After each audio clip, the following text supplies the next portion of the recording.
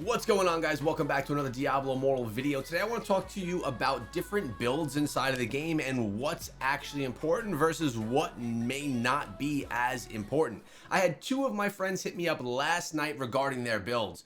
Both of them are Crusaders. I'm talking about Try, who's killing it in Battlegrounds, pulling in 30 wins per round, and JT Knives, who's got a pretty beastly build that he's using in PvE. Let's take a look at this PvE build right now against a test dummy so you can see the kind of damage that's being dropped right here. But as you can see, lots of damage. Lots more damage than I'm dropping with my Barbarian. So yeah, this is a really solid build right here. 110 million damage in 10 seconds.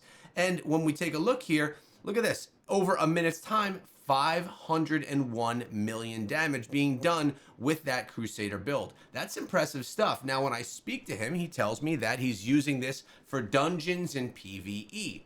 Now, when I think about when I run dungeons, I don't have a build that does any crazy damage like that with my Barbarian. We have a good Barbarian build, good for PvP. It doesn't do that kind of damage, but I do have zero issues with any dungeons. I cruise through them pretty easily.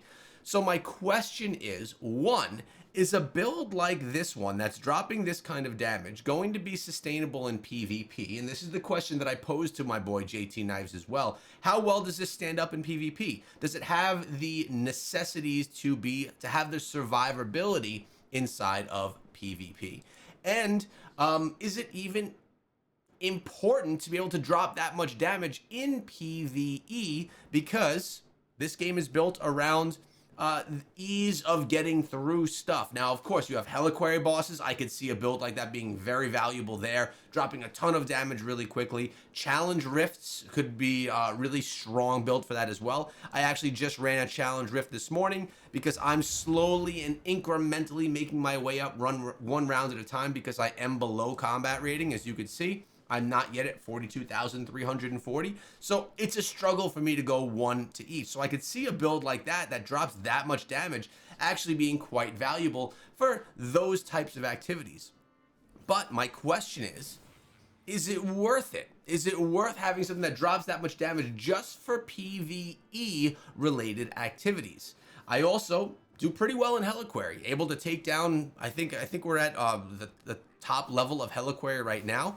And, again, not an insane PvE build that I have put together for my Barbarian. We're more focused on a PvP build. And honestly, I'm running with my PvP build all the time, even for PvE. I didn't even feel that it was worth me making a farming build because this one does the job just fine. Could I do a farming build where I just whirlwind through everything and burn everything and it just all dies right away? I totally could, but you know what? This build does just as good. Maybe a little bit less convenient having to hit hammer once in a while. Now, Try, he has a PvP build for the Crusader, which I'm probably going to be featuring here at some point on the channel, whether it's something that he shares with me or whether something I actually put together myself and try out myself.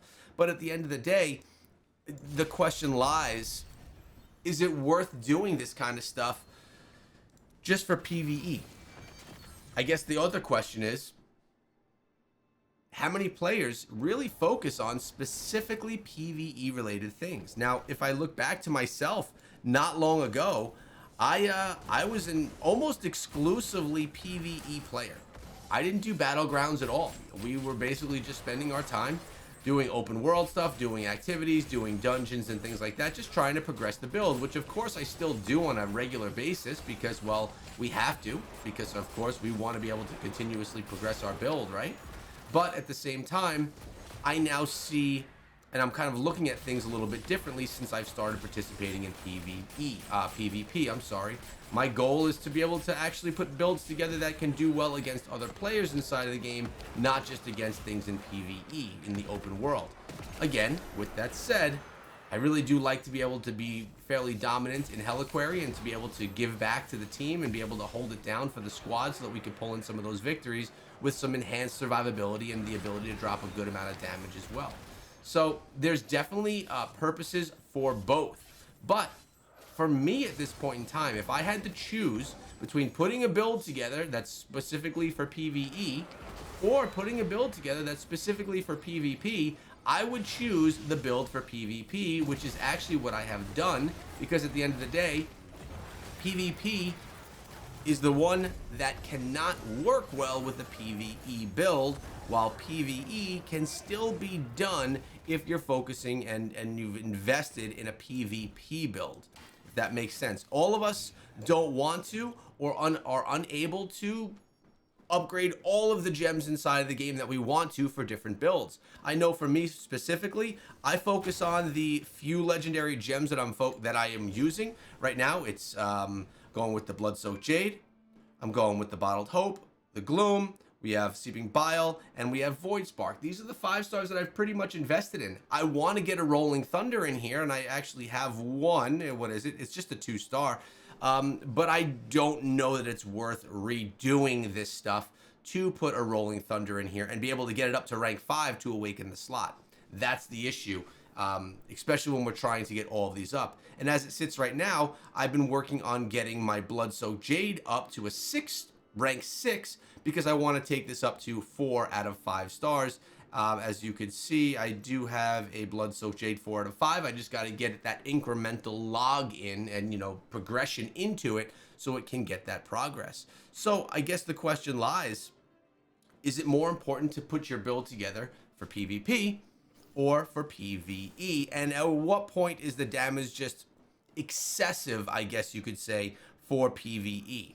Now, not trying to take away from any PvE activities, because I do love them and I think that they're a staple of the game. It's just that Diablo Immortal does have a PvP element to it, and it's something that really can't be ignored. I think I'm going to run the Sanctum because I haven't run one of these in a while, so let's actually run the Sanctum here as we discuss other things. Now, there is another thing that I want to share with you guys here today, and this is what we're going to talk about for the rest of the video.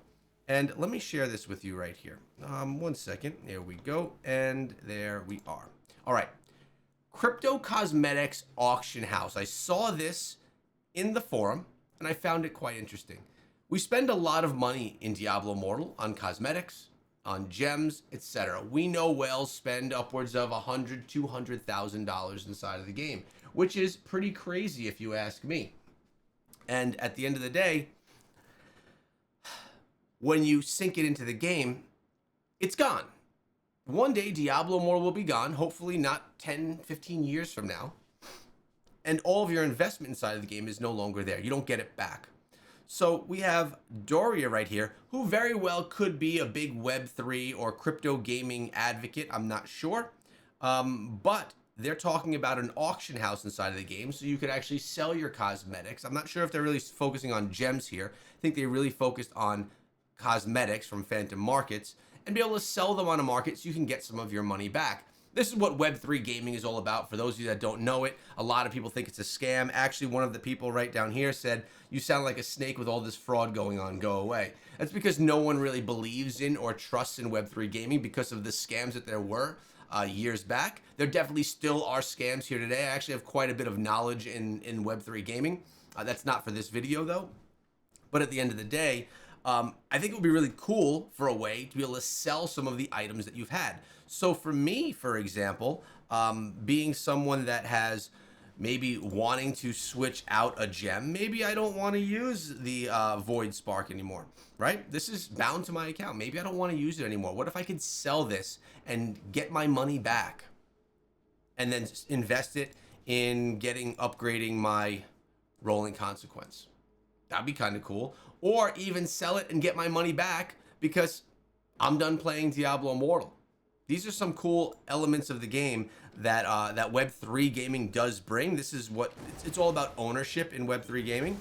And yes, again, I do understand that a lot of people do look at it as if it's a scam. It's going to take time for that to be adopted, but I do actually think it's going to be in quite a bit of games going forward.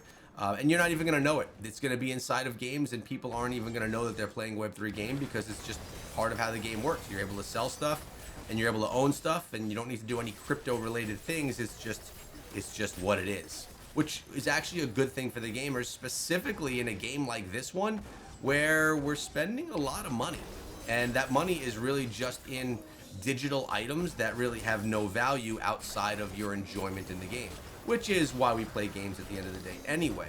But for me, if I had the option to sell some of the cosmetics that I had, would I sell some? Yeah, probably. It probably would be a good idea. Get some of that money back that has been spent inside of the game.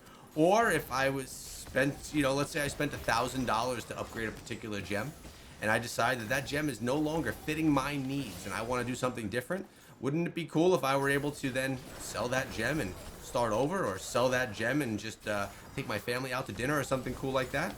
I think it would be. I know that this is probably an unpopular opinion. Definitely does not need to be crypto related either, by the way. This could just be a mechanic that's built into the game in a Web 2 kind of way. I'm not saying that crypto has to come to Diablo Immortal, because I think that that would be a very negative thing for the game regarding the sentiment around, first of all, Diablo Immortal overall, and then again around crypto gaming as well. I think it would be bad news. And look at this, we are crushing this right now. We have 3 minutes left in this run, and I mean, we don't have a lot of shards yet, but we got a lot of time rolling here. So we also, though, we need to get ourselves a spire. Let's go find one really quickly. Well, as I do this, I guess you don't have to sit and watch. Those are my discussion topics for the day. That's what I was thinking. And I'd love to know your thoughts as well regarding both builds and resellability of items that we particularly participate in and that we purchase inside of the game. Let me know your thoughts. I'm curious.